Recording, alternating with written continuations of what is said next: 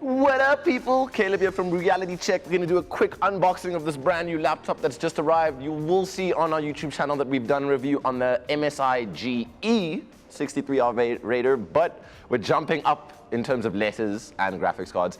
Today is all about the GS63VR. Some noticeable improvements, but they've also kind of removed a couple of things away. We're just going to whip this puppy out the box, talk about what MSI's intention with this GS versus the GE was, and then we will be doing an in-depth full review, which you can find on our channel on YouTube, Reality Check ZA. Very simple unboxing experience. First thing you see is the laptop. And let's get some first impressions if I can.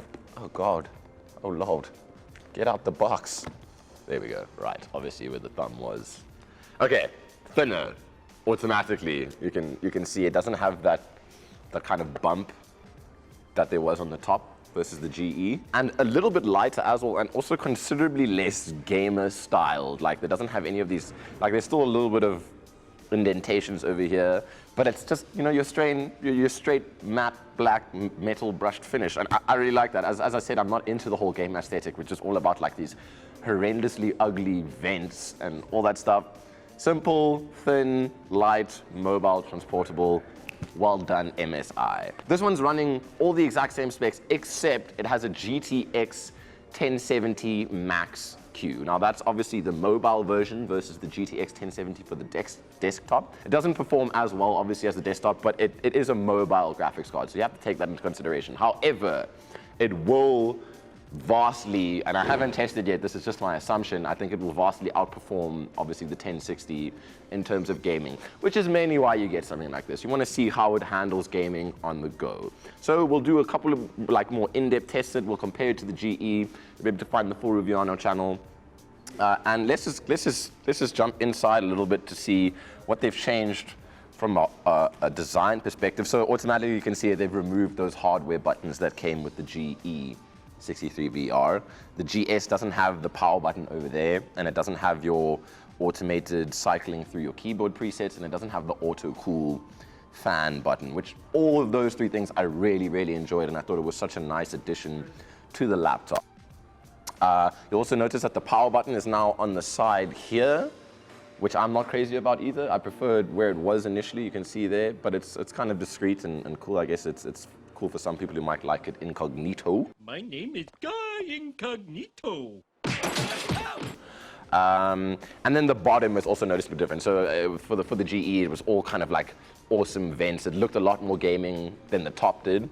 But now it's got this kind of like felt grip material, which is nice. I'm not crazy about it. It's not really for me. I preferred the old design, but it's pretty cool. This thing is thin, y'all. Look at that.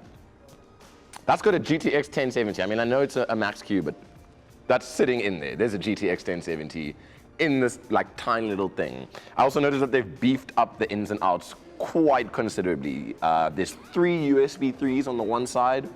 There's an SD card reader now, which the previous one did not have. Got an HDMI display and a USB-C, which I think is Thunderbolt as well, which is very, very cool. And yeah, that's pretty much all it is from the outside. I want to see how the screen, because that other screen was fixed really, really tight to the laptop.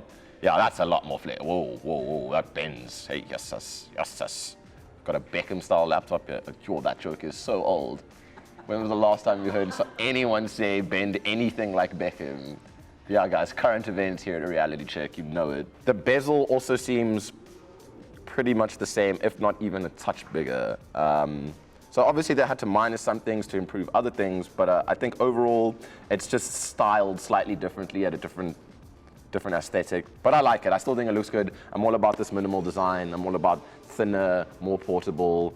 I don't know how it runs in terms of quietness or if it gets very hot. That's going to take a bit more in-depth looking, but from first appearances, I think it's pretty darn cool.